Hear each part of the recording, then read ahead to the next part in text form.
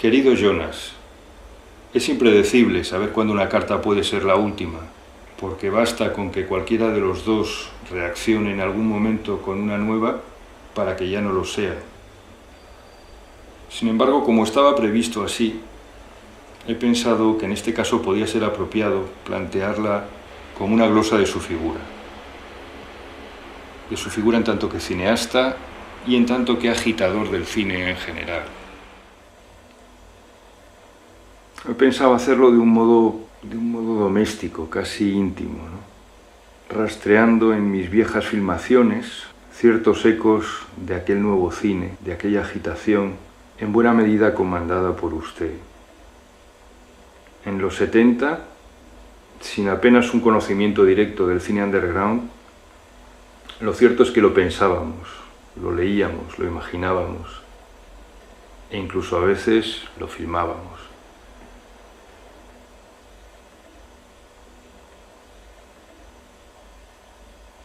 Eran años antiimperialistas y sin embargo el inglés sonaba muy bien. Su labor, sus textos nos amparaban.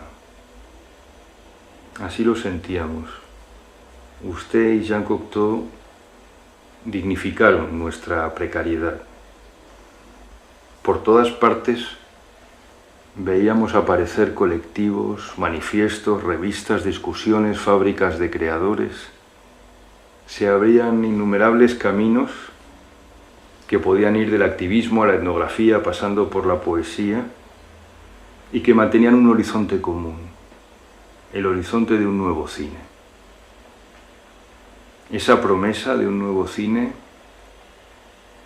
posibilitaba un sentimiento comunitario. Y no solo entre cineastas, Ahí estaba la Factory de Andy Warhol, con su ecléctica comunidad de músicos, poetas, artistas y cineastas. Una especie de emblema en muchos sentidos, ¿no? Aquello infundía una vitalidad, una alegría, que siempre me hizo pensar secretamente en otra Factory de signo bien distinto, la Factory de Mack Sennett. Allí veías como el gag improvisado de un cómico incitaba a la pirueta de otro, que provocaba al mismo tiempo el tropiezo de un tercero y que rápidamente, en un encadenamiento de gags, daba lugar a una coreografía de autoría compartida, un poco como los músicos en una jam session, ¿no?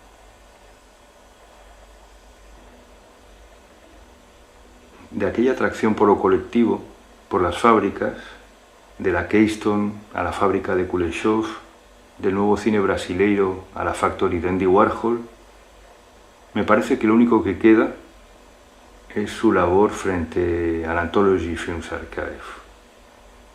Hoy, como no sea de algún aspecto gremial, es muy difícil, creo, que los cineastas hablen, y más bien se tiende a mirar con recelo y temor la película del otro.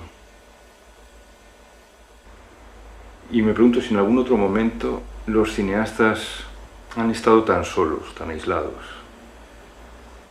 Porque incluso en los grandes estudios del cine clásico, en su país o en Japón, en la Shoshitku, los cineastas se encontraban, hablaban, bebían sake. Pensaba hablar de esas cosas y de sus legados al frente del underground, sirviéndome de un plano que le tomé hace un par de años en su caminata cotidiana por el East Village hacia su oficina en la Anthology Film Archive. Era un plano largo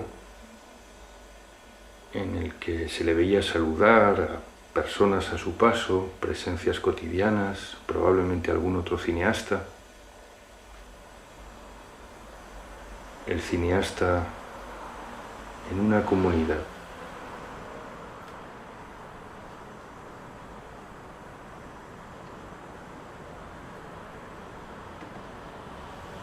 Sin embargo, como habrá observado, la carta no ha llegado a materializarse.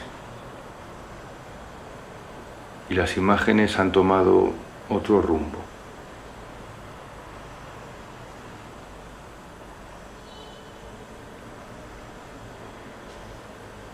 Aquí estamos viendo unos oficinistas en Tokio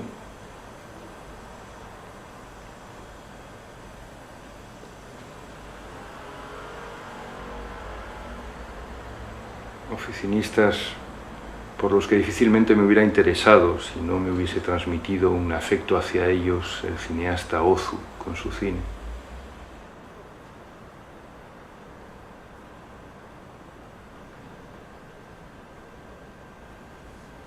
El caso es que los acontecimientos terribles acaecidos en Japón en este último mes, y aún hoy, porque la verdad que tiene planteada una dura amenaza nuclear, me han llevado a revisar las imágenes que capturé por ahí el año pasado, cuando, invitado por mi distribuidor, realizamos un itinerario, una excursión por la región de Niigata, en la costa oeste.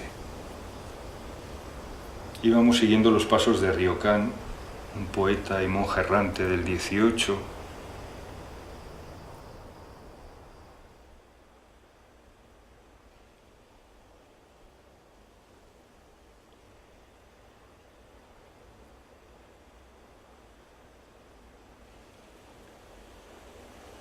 anduvimos por ahí